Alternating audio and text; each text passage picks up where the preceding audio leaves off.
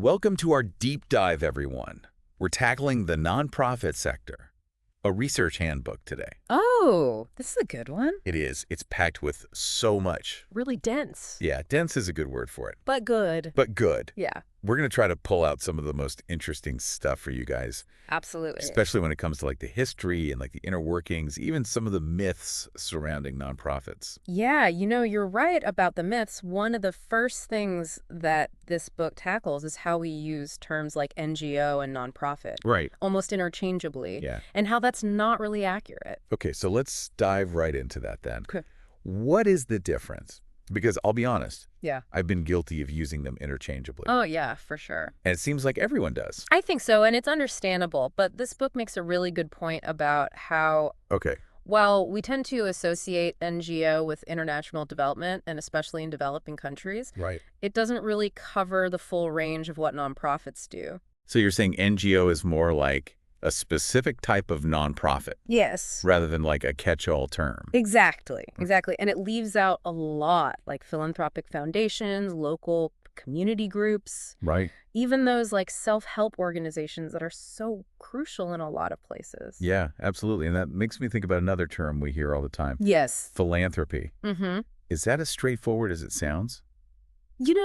Not necessarily. Okay. This book highlights how philanthropy, Okay. while often viewed as pure altruism, can sometimes be motivated by self-interest. Oh, interesting. Even lobbying efforts, which you Ooh. might not typically associate with charity, Right. can fall under that umbrella of philanthropy. That's a really good point. Yeah, It seems like there's a lot more nuance to these terms than we realize. definitely. So where did this whole idea of a nonprofit sector even come from? Well, the modern field of nonprofit studies, like we know it today, Uh-huh. actually originated in the U.S., which is interesting because, it plays out so differently around the world. Yeah, that is interesting. Our I can see how the U.S. emphasis on like individual initiative and smaller government might have paved the way for a strong nonprofit presence. Absolutely. The book really emphasizes how this history of anti-statism and self-organization shaped a very distinct nonprofit landscape in America. Okay, how does that compare to other countries, say Great Britain?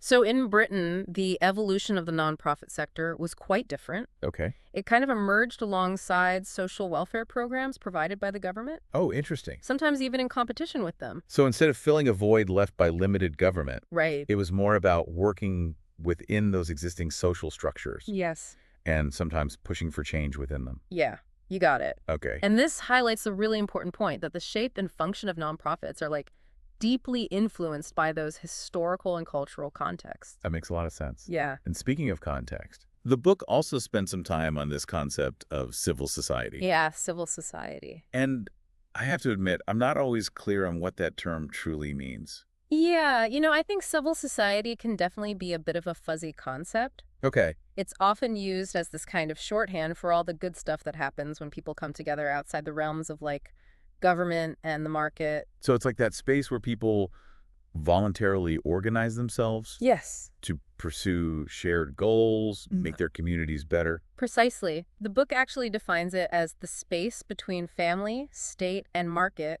where individuals can band together and work towards those common interests.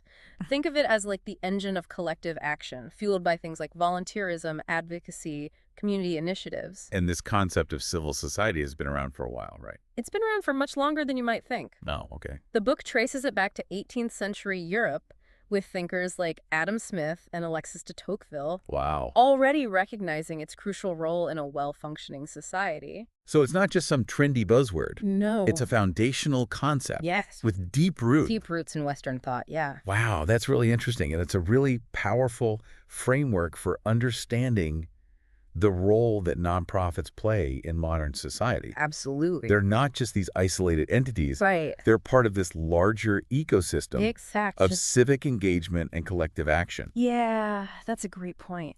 Now, I'm curious about how nonprofits are actually defined, Okay. because the book gets into these different legal classifications, Yes, and it even dives into different legal systems around the world, it does, yeah. which is really interesting. Yeah, and those distinctions really matter. Okay. So it differentiates between common law systems, like Hmm. we have in the US, and civil law systems found in places like France and Germany. Okay. And each system has its own way of defining and regulating nonprofits, which can significantly impact how they operate. So even something as fundamental as defining what a nonprofit is Yeah. can vary quite a bit, Absolutely. depending on where you are in the world. Absolutely, yeah. Wow. And in common law systems like the U.S., Yes. the concept of public benefit is central Yes, it is. to be recognized as a charity. Mm-hmm. An organization has to prove that it serves the public good, not just private interests. Right, so there's actually a legal framework in place Okay. to determine whether an organization truly qualifies as a charity, Yeah. which has implications for things like tax exemptions and stuff. Right. So it's not just about good intentions. No. There's a whole legal apparatus Yes, there is. that shapes how these nonprofits function. It really does. That's fascinating, and it raises an interesting question.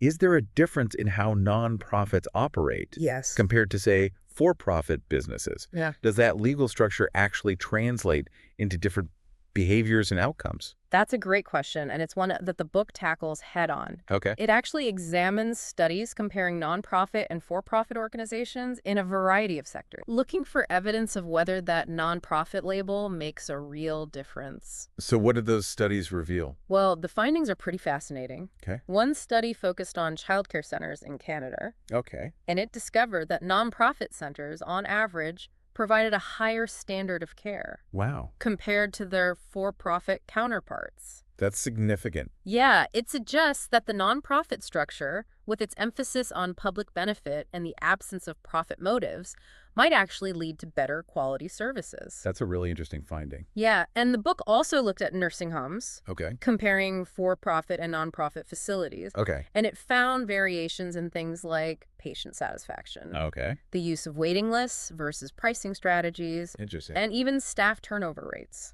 Wow. So it seems like those findings point to a genuine difference in how these organizations approach service delivery and patient care, Exactly. even within the same industry. Exactly, and those differences matter because it suggests that the nonprofit structure isn't just a legal technicality. Right. It can have a real impact on how organizations behave and the quality of services they provide. It makes me rethink my whole understanding of the nonprofit world. I know, it's really interesting stuff. It is, and it makes me curious about this other concept the book explores, Okay. social capital. Uh-huh.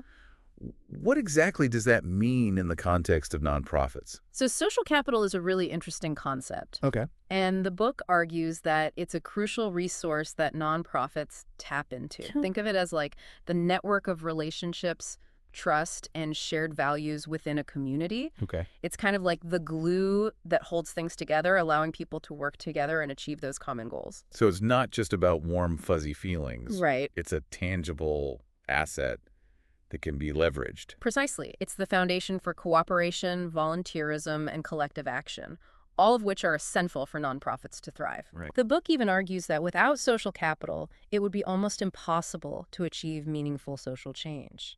That makes sense. Yeah. But how do nonprofits actually build and utilize social capital? What does that look like in practice? So that's where things get really interesting. Okay. The book dives into specific examples, showing how nonprofits act as these catalysts for building social capital in their communities. Okay. So think about neighborhood associations that bring residents together to address those local issues, or mentoring programs that connect youth with positive role models. Those are great examples. Yeah, it's about creating spaces where people can connect, build relationships, and work together towards those shared goals. Right. And that, in turn, makes it easier for those organizations to actually achieve their missions. You got it. Okay. And the book makes this crucial point that social capital is not evenly distributed across society. You're saying it's not equally accessible to everyone. Right, exactly. Okay. And it highlights how its distribution is often intertwined with broader societal inequalities. That's an important point to consider. Yeah, it is. It means that some communities might have an abundance of social capital, while others struggle to build and maintain those vital connections. Yeah, and that has implications for how nonprofits operate Absolutely. and the kinds of challenges they face in different contexts. Exactly. So understanding these nuances is key to developing effective strategies for building social capital Yes. and promoting equitable outcomes. It is. Social capital is a much more complex and nuanced concept than I initially realized. It is. And it makes me wonder about another aspect of nonprofits Okay. that often seems shrouded in mystery, the financial side of things. Ah, yes, the money question. The money question. There are a lot of misunderstandings about how nonprofits actually operate financially. Right. I think many people assume that they rely solely on philanthropy, Yes. like those generous donations from individuals and foundations. Right. But this book seems to challenge that assumption. It does. It busts that myth wide open, and it shows that nonprofits actually operate within what's called a mixed economy, Okay. drawing revenue from a variety of sources.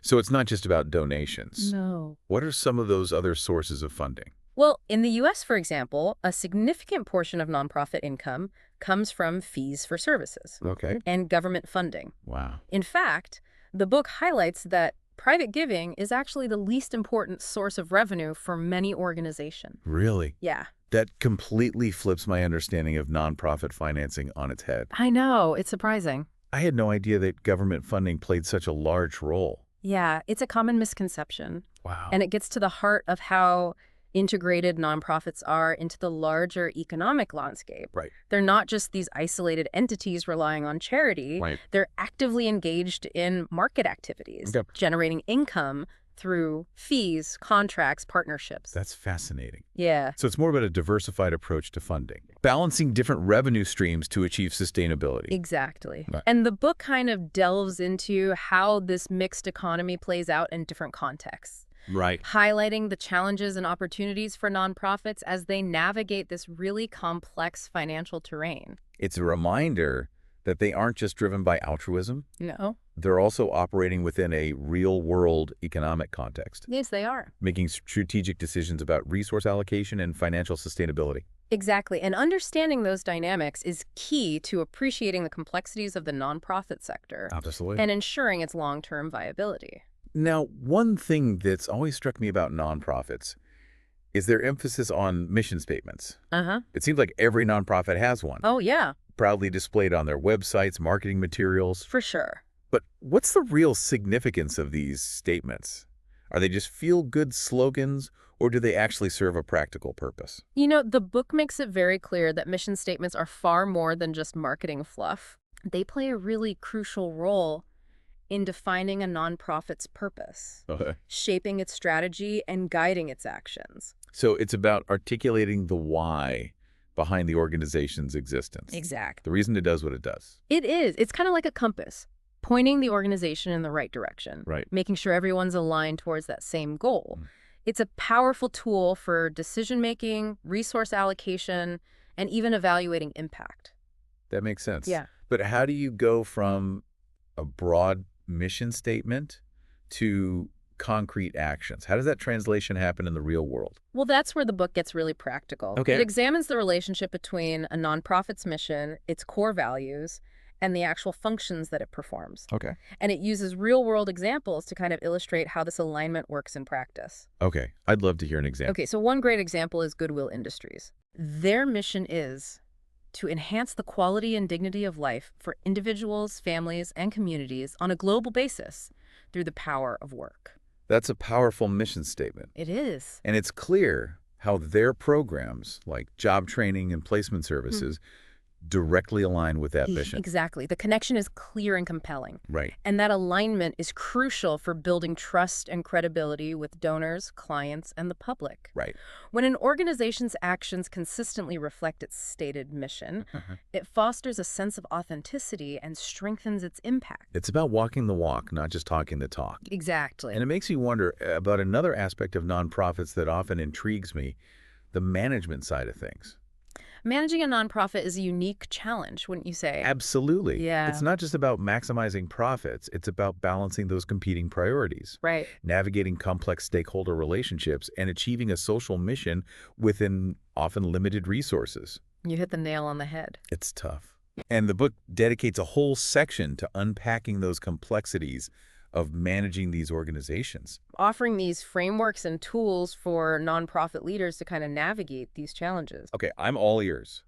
What are some of the key insights the book offers about nonprofit management? Well, one of the biggest challenges, as you mentioned, is balancing mission and money. It's like a paradox. Yeah, it is. Nonprofits are driven by their mission, Right. but they also need to be financially savvy to survive and thrive. Yes, exactly. It's this constant tension. And the book offers some really valuable frameworks for navigating this complexity, Okay. like the production of welfare framework we discussed earlier. Right. That framework encourages us to look beyond just financial metrics and consider the broader impact on well-being, Hmm. including things like efficiency, effectiveness, and equity. Oh, Exactly. yeah. And it provides these practical tools for measuring those different dimensions of performance, Okay. helping nonprofits demonstrate their value and secure continued support.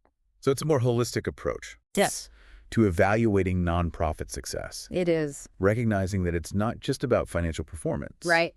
but also about the social impact they're creating Yes. and how those Right. benefits are distributed. You got it. Okay. It's about recognizing that nonprofits aren't just businesses with a social mission tacked on. Right. They're social enterprises operating within a really complex web of relationships and responsibilities. That makes sense. Yeah, But how do you actually measure those different dimensions of performance? right. It seems a lot more challenging than just looking at the bottom line. It is, and that's where the book gets really practical, offering tools and frameworks for measuring things like program effectiveness, community engagement, and even that impact on social capital.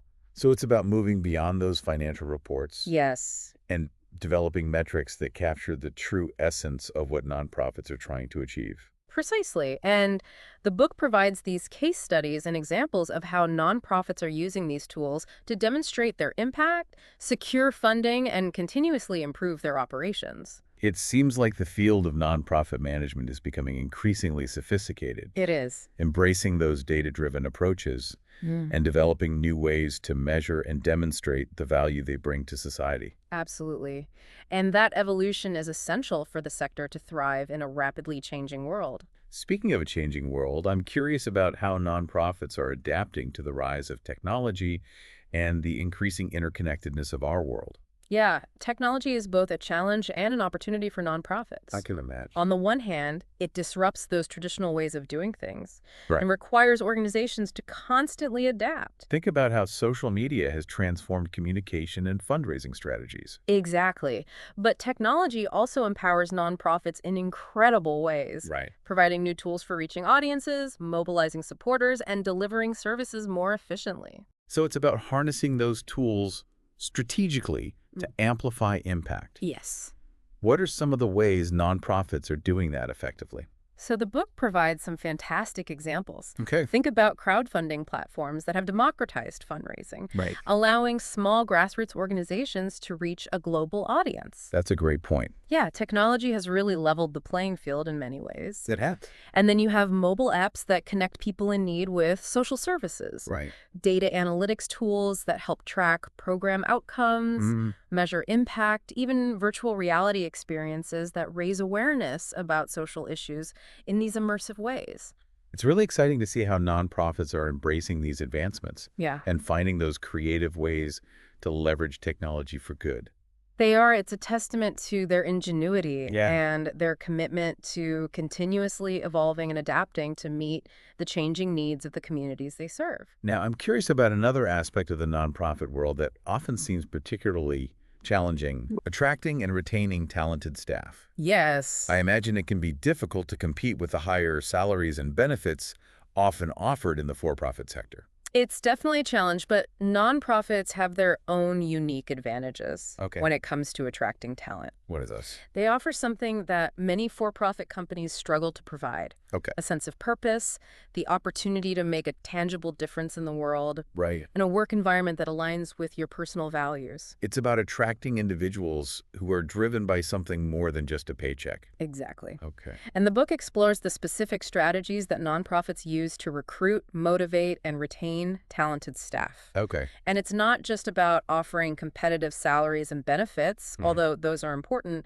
It's about creating a culture that fosters a sense of belonging, values professional development, Right. and empowers employees to contribute their unique skills and talents. So it's about creating a work environment that feels both meaningful and rewarding. Precisely. Okay. And the book highlights the importance of strong leadership, clear communication and opportunities for professional growth Hmm. in creating that kind of positive and engaging workplace. Now, let's not forget about those boards of directors. Yes, the board. What makes governing a nonprofit unique Yeah. compared to a for-profit company? Ah, yes. The boards, they play a crucial role in nonprofit governance, All right. but their responsibilities and challenges are quite distinct from those in the for-profit world. What are some of those key differences? Well, for starters, nonprofit boards have what's called a fiduciary duty Okay. to protect the organization's assets and ensure its long-term sustainability. That's a big responsibility. It is. Okay. They're accountable to a much broader set of stakeholders, including donors, clients, and the public at large. So it's not just about maximizing shareholder value. Right. It's about upholding the public trust, Yes. ensuring the organization is operating ethically and responsibly. Exactly. That's a big difference. It is. And the book explores the specific responsibilities of those nonprofit boards, Yeah. from strategic planning and financial oversight to program evaluation and risk management. Yes. It It does. sounds like a demanding and complex role. It is. What qualities make for an effective nonprofit board member? So the book highlights the importance of a diverse range of skills and experiences, including financial expertise, legal knowledge, fundraising experience, and a deep understanding of the organization's mission and the communities it serves. So it's about assembling a team of individuals who bring different perspectives and expertise to the table, Yes. all united by that shared commitment to the organization's success. Exactly. Oh, yeah. And the book provides guidance on board recruitment, training, and evaluation, emphasizing those clear roles and responsibilities, effective communication, and a strong working relationship with the organization's leadership team. It's fascinating to see how much thought and intention goes into building a strong foundation for nonprofit governance. It's clear that effective boards play a crucial role in the success and sustainability of these organizations. Absolutely. And the book really underscores that point, Yeah. emphasizing that good governance is essential for nonprofits to achieve their missions Right. and create that lasting impact.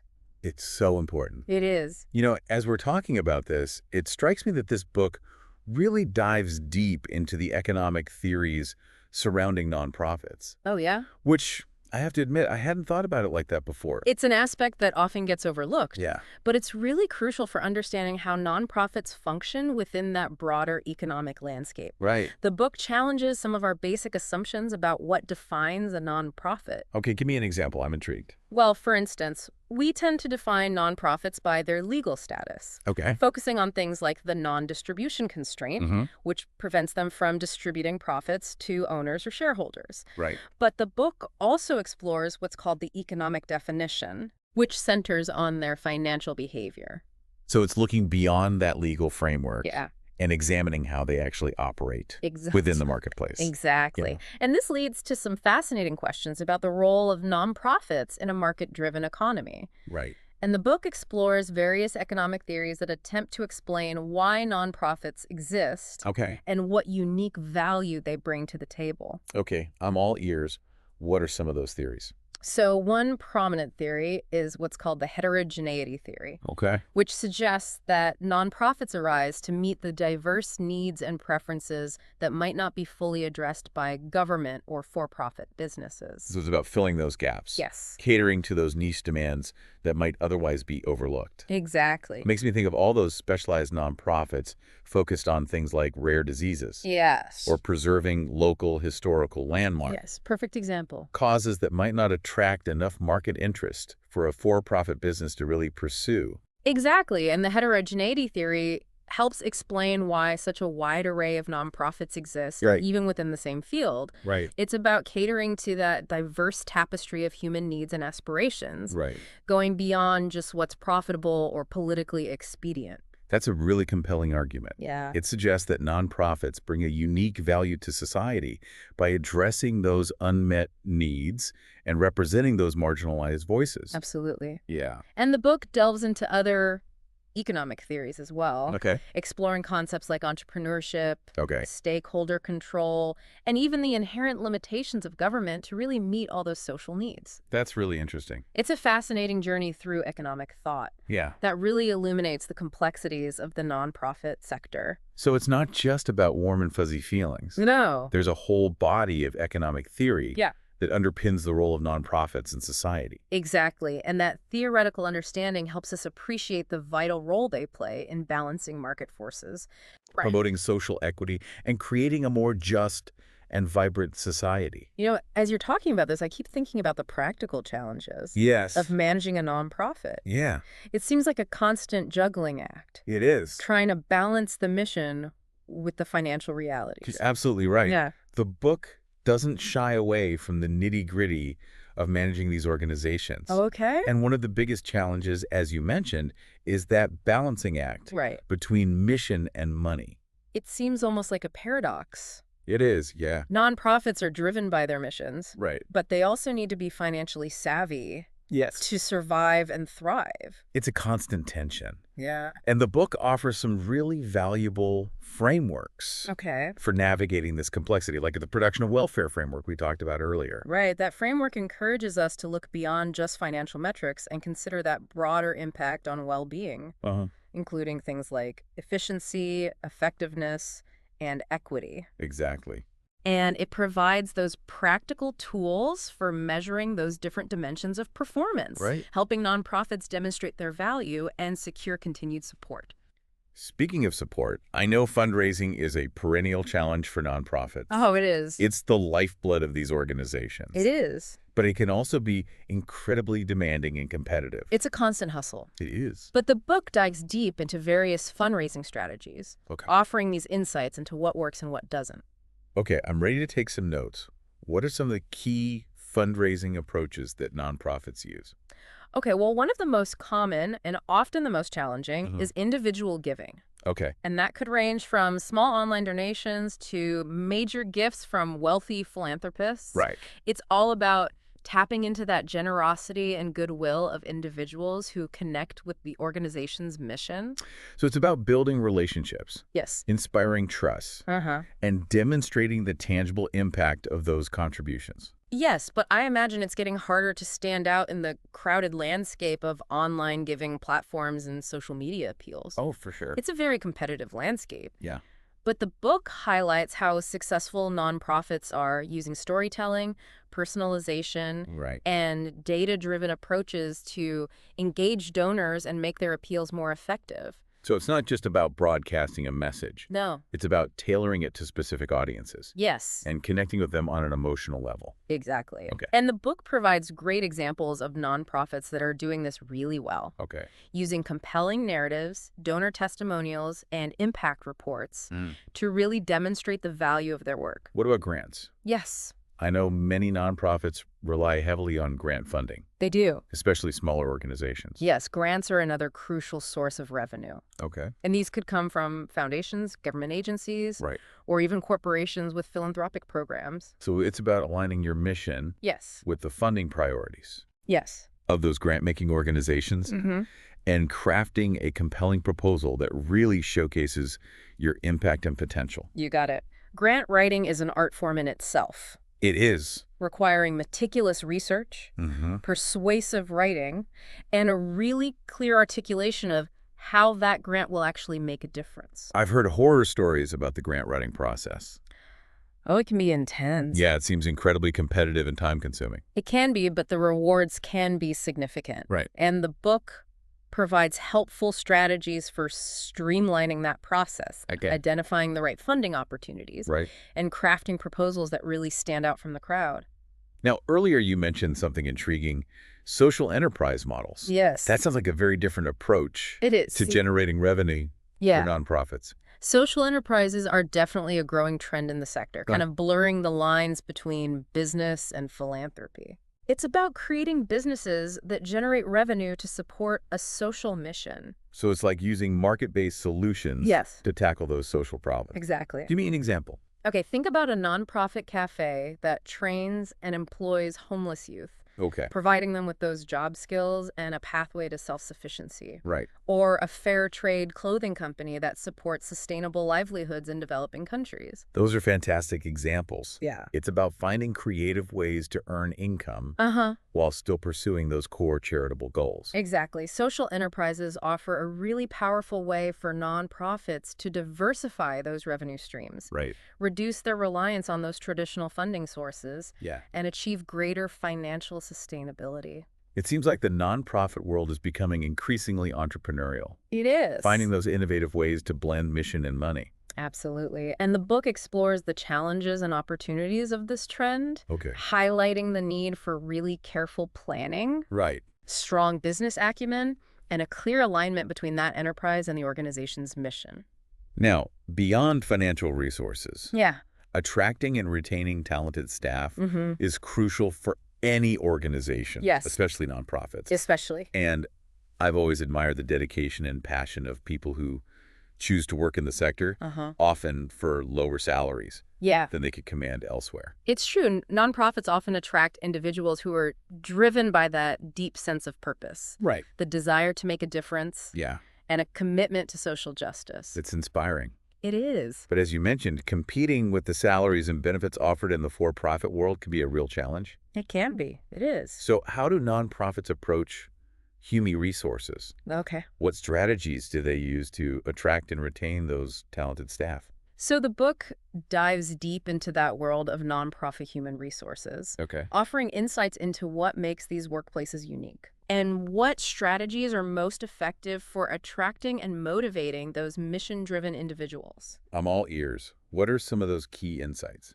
Well, one crucial factor is emphasizing those non-monetary benefits, Okay. such as flexible work arrangements, Right. professional development opportunities, Mm. and a strong sense of community within the organization. So it's about creating a work environment that fosters a sense of purpose, Yes. belonging, and professional growth, appealing to those intrinsic motivations that drive people to choose a career in the nonprofit sector. Precisely. Okay. And the book provides those concrete strategies Okay. for recruiting, onboarding, and retaining talented staff, highlighting the importance of leadership, training, and creating a positive organizational culture. It seems like creating that kind of culture, Yeah. one that values both mission and people, Uh-huh. is essential for attracting and retaining those dedicated individuals who make nonprofits so effective. Absolutely. And the book emphasizes the role of leadership in shaping that culture, Right. creating that shared vision, Right. fostering open communication, Yeah. and empowering those employees to contribute their best work. Now, you mentioned something earlier that piqued my curiosity. Okay. This concept of isomorphism in the nonprofit sector. Mm-hmm. I have to admit, I'm not familiar with that term.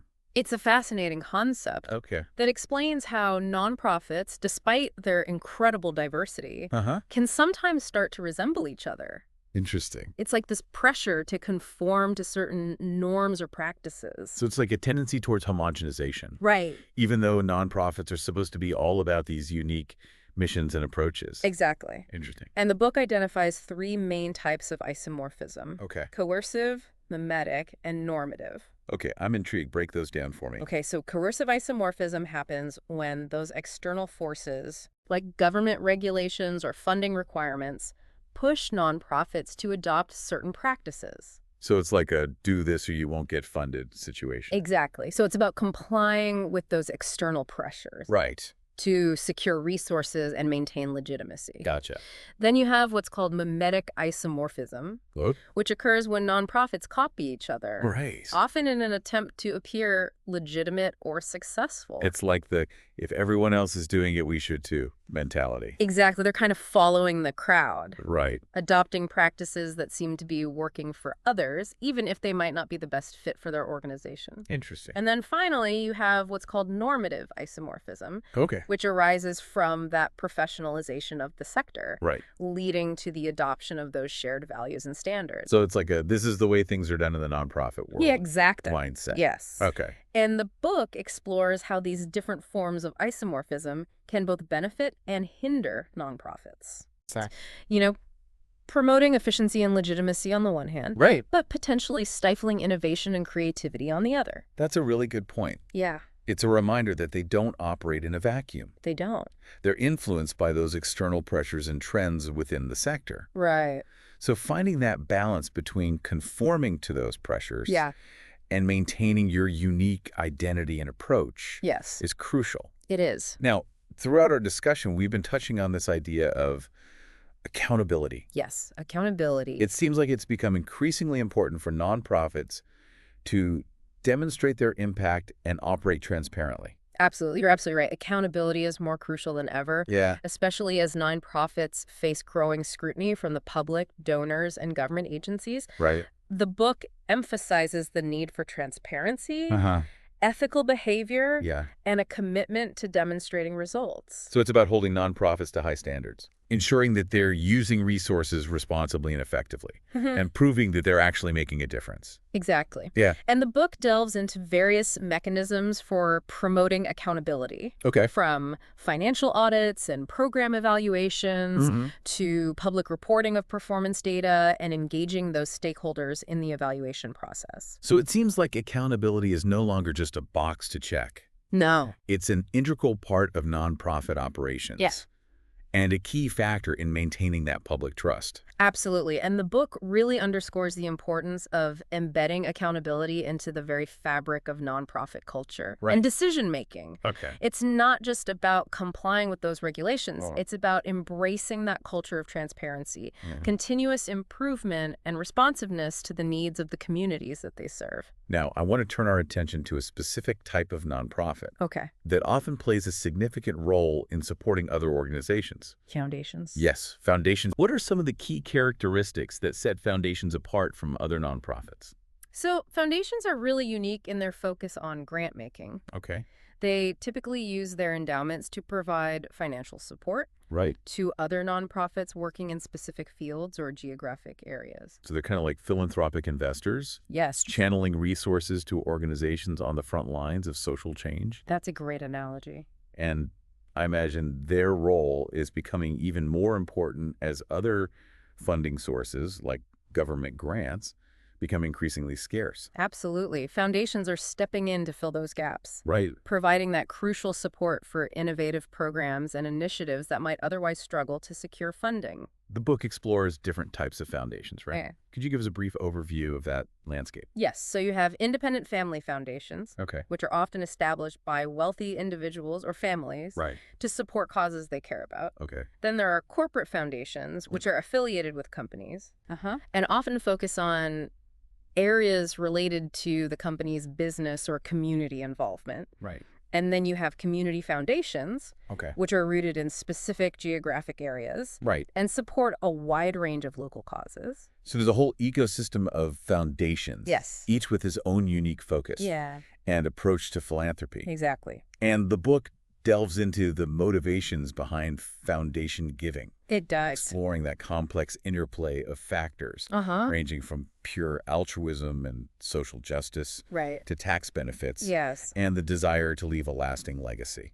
Yeah, it's fascinating to think about what drives those philanthropic decisions. Yeah. It seems like a mix of personal values, societal concerns, and those strategic considerations.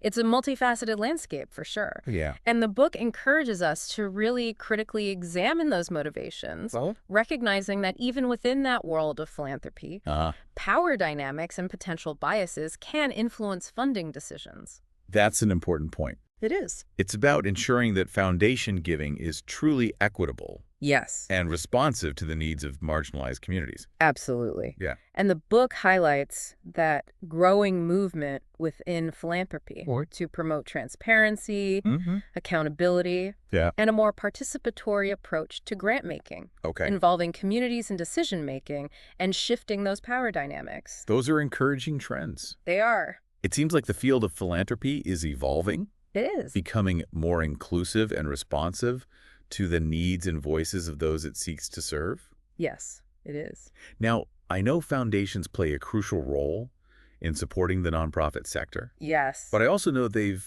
faced criticism. What are some of those critiques, and how are foundations responding?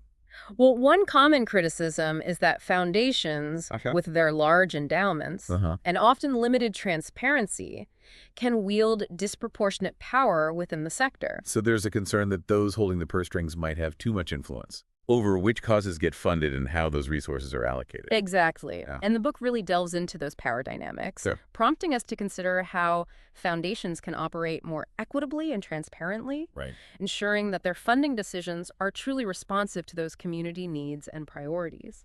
It's a reminder that even within the world of philanthropy, Yeah, issues of power, accountability, and representation need to be really carefully considered. they do. Absolutely. And the book highlights the growing movement within philanthropy Oh. to address these concerns, Okay. promoting greater transparency in grant-making processes, Right. engaging communities in decision-making, Uh-huh. and shifting those power dynamics Yeah. to create those more equitable partnerships. That's encouraging to hear. It It is. seems like there's a genuine effort within the philanthropic community Yeah, to address those criticisms and operate more responsibly and inclusively. absolutely. It's a dynamic and evolving field. And the book provides those valuable insights into those ongoing conversations and debates that are shaping the future of foundation philanthropy. Okay, so we've explored this diverse landscape of nonprofits, Yes. delved into their inner workings, Mhm. examined the financial and management challenges they face. Right. But as we kind of zoom out and look at the big picture, Yeah. I'm curious about your key takeaways Okay. from this deep dive. Yeah. What insights really stand out to you? For me, one of the most striking takeaways is the sheer diversity and dynamism of the nonprofit sector. It's amazing. It is. We often kind of lump these organizations together under this single umbrella. Right. But the reality is far more nuanced and multifaceted. It's like that saying, if you've seen one nonprofit, you've seen one nonprofit. Exactly.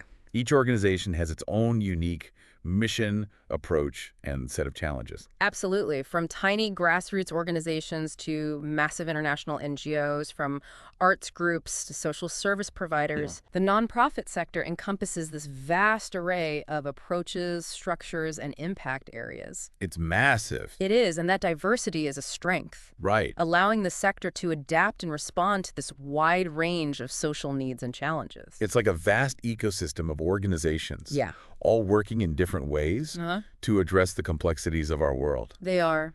Another key takeaway for me is the essential role that nonprofits play in strengthening civil society. I couldn't agree more. Nonprofits are really the backbone of a healthy and vibrant civil society. They are. They provide those spaces for people to come together, volunteer their time, and advocate for causes they believe in. It's about fostering civic engagement, Yes. promoting dialogue, and Uh-huh. building bridges across communities. Exactly. Nonprofits create those vital connections They do. that strengthen the fabric of society. And the book highlights how nonprofits contribute to a more just and equitable society Yes. by amplifying those marginalized voices, Uh-huh. challenging power structures, Yes. and advocating for those who might otherwise be overlooked. Absolutely. It's a reminder that nonprofits aren't just about providing services or meeting immediate needs. Yeah. They're also about systemic change, Yes. pushing for progress and creating a more inclusive and just world for all. Exactly. They're those agents of social change, They are. working tirelessly to address the root causes of injustice and inequality.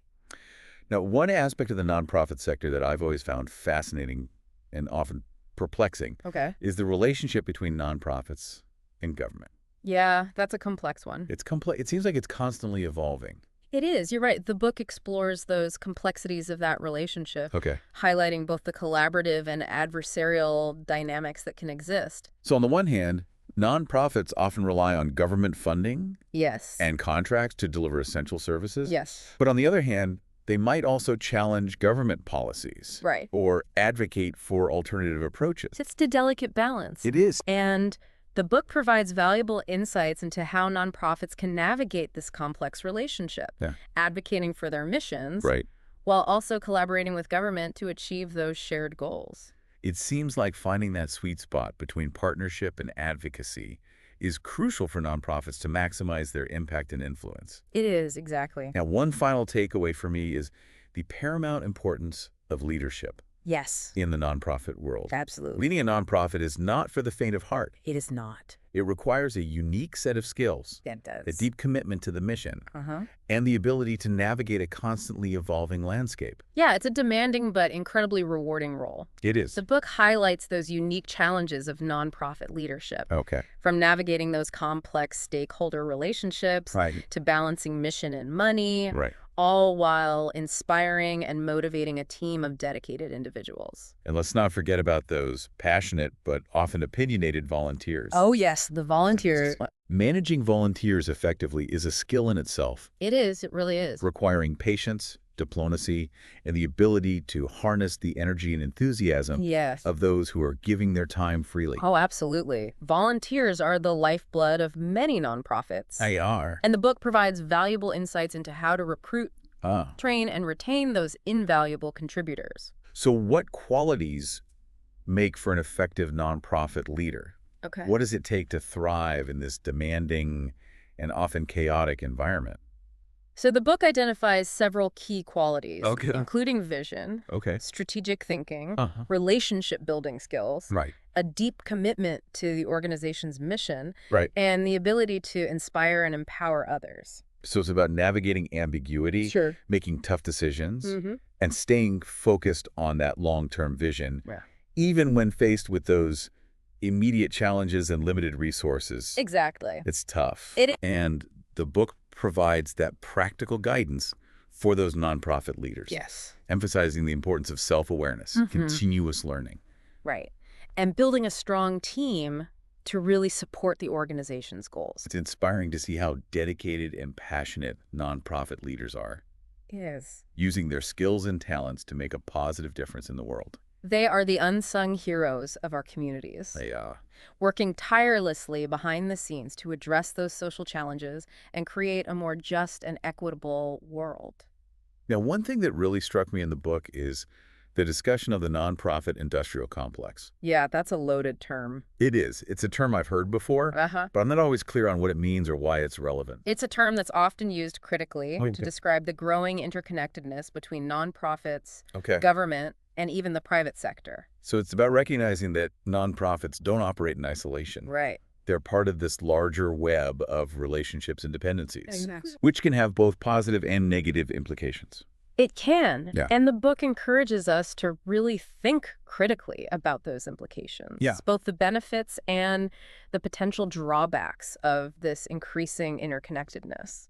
What are some of those potential drawbacks? What issues should we be aware of as we consider this complex landscape? Well, one concern is that as nonprofits become more reliant on government funding or corporate partnerships, they might compromise their independence Right. or kind of drift away from their grassroots missions. So it's about guarding against mission drift, Yes. ensuring that nonprofits maintain their autonomy Uh-huh. and commitment to serving the public good, even as they navigate these complex partnerships and funding relationships. Exactly. Yeah. And the book challenges us to consider the ethical implications of these Mhm. relationships, Yeah. ensuring that nonprofits remain accountable to their communities and true to their core values, Right. even as they seek to secure resources and expand their impact. It's a reminder that operating within this complex ecosystem Yeah. requires a deep understanding of these interconnected dynamics It does. and a steadfast commitment to ethical and responsible practices. Absolutely. And the book provides those valuable tools for Yeah. nonprofit leaders to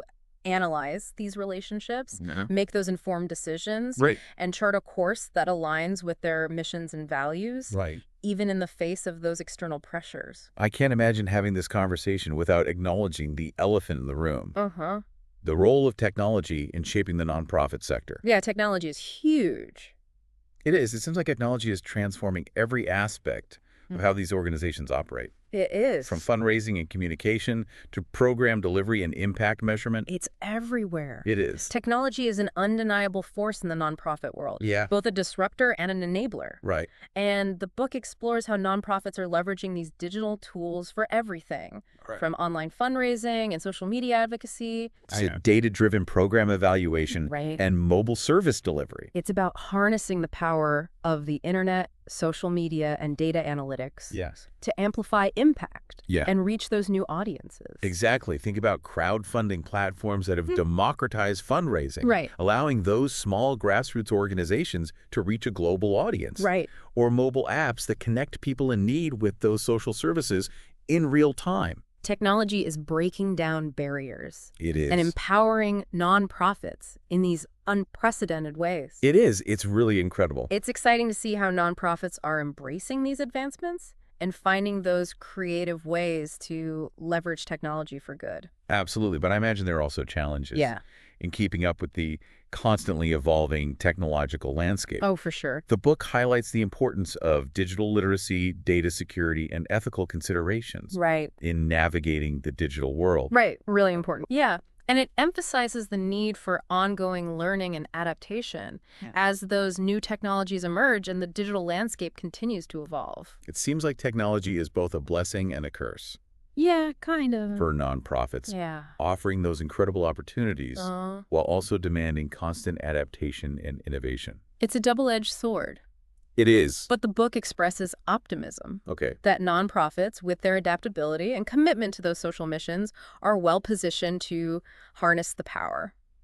As we're discussing this, I'm realizing how much this book has expanded my understanding of the nonprofit world. I used to think of it as primarily a domestic phenomenon. But this book really highlights the global reach and impact of these organizations. You're right, nonprofits are increasingly operating across borders, tackling global challenges and forming partnerships that span continents. And the book dedicates a significant portion to exploring this global dimension of the sector, particularly the rise of international nonprofits or NGOs. This is where things get really fascinating for me.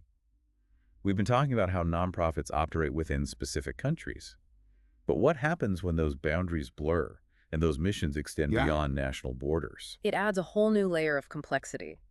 NGOs face these unique challenges, from navigating diverse cultural contexts and political landscapes to coordinating operations across vast distances and managing teams spread across the globe. I can only imagine. It seems like the stakes are even higher when you're dealing with these global issues and working with partners from different cultures and backgrounds. Absolutely. And the book highlights the importance of cultural sensitivity, adaptability, and a deep understanding of the local context when working internationally. So it's not just about exporting Western models of philanthropy or imposing solutions from the outside. Exactly. It's about listening, learning, and building these genuine partnerships that are rooted in mutual respect and a shared commitment to solving those global challenges. The book also emphasizes the importance of equitable partnerships, especially between organizations in the global north and those in the global south.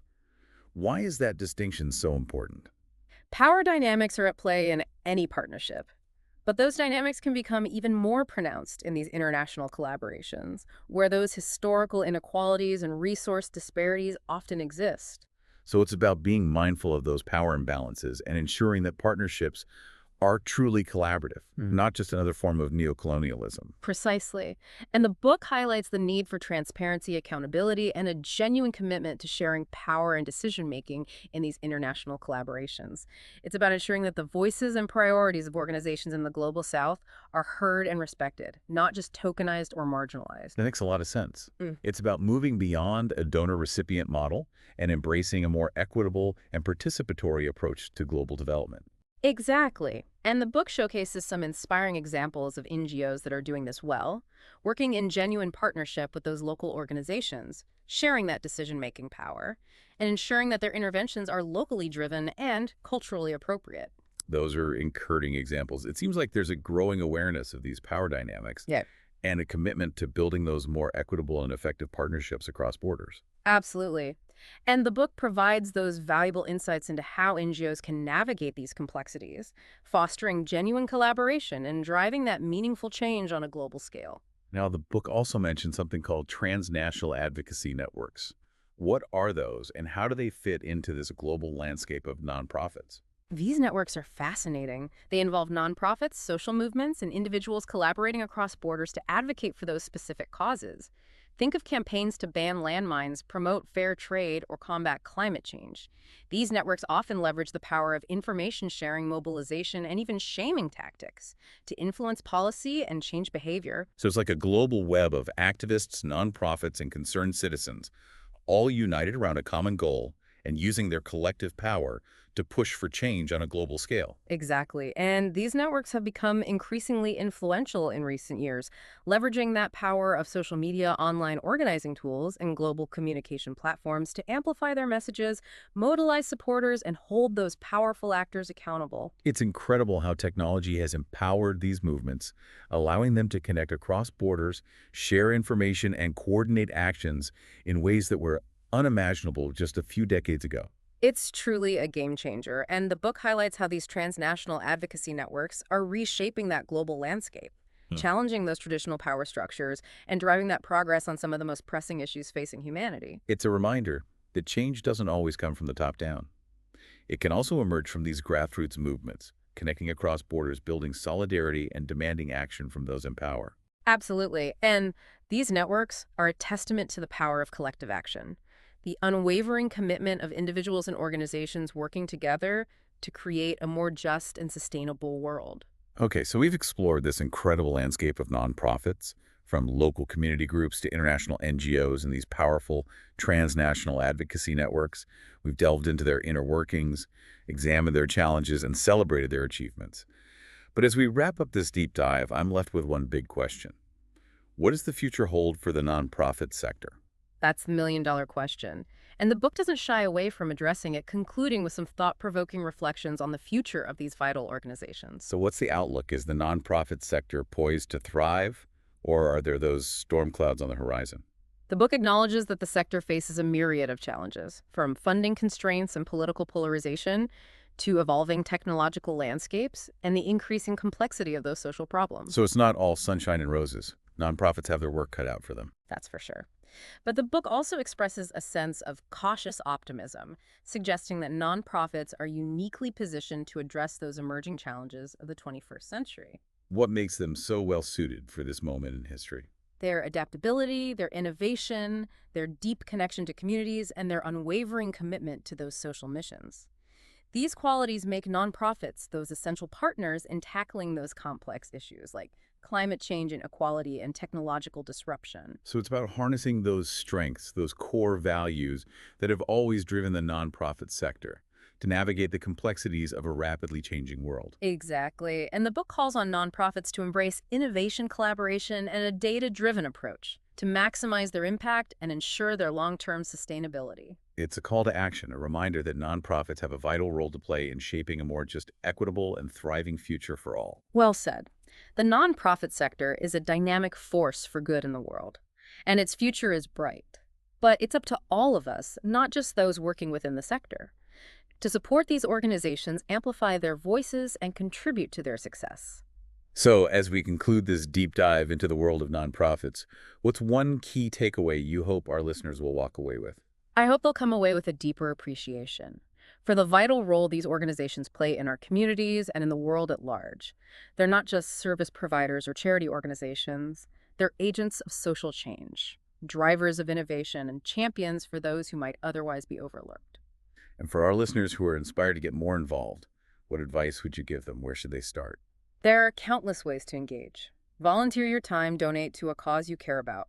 Advocate for policies that support the nonprofit sector, or even consider a career in this dynamic and rewarding field. Every action, no matter how small, contributes to strengthening this vital part of our society. It's a reminder that we all have a role to play in supporting nonprofits and working together to create a better world. And that's what I love about these deep dives. They're not just about gaining knowledge, they're about sparking action and inspiring positive change. Well said. Knowledge is power, but it's the application of that knowledge, the willingness to act, that truly makes a difference. So to our listeners, we encourage you to explore the nonprofit world, find your passion, and get involved. There's a whole universe of opportunities out there to make a meaningful contribution and shape a brighter future for us all. The world needs your talents, your energy, and your commitment. Join the movement. And that brings us to the end of another deep dive. Thanks for joining us on this exploration of the fascinating world of nonprofits. We'll catch you next time for another adventure in knowledge and discovery. Until then, Stay curious.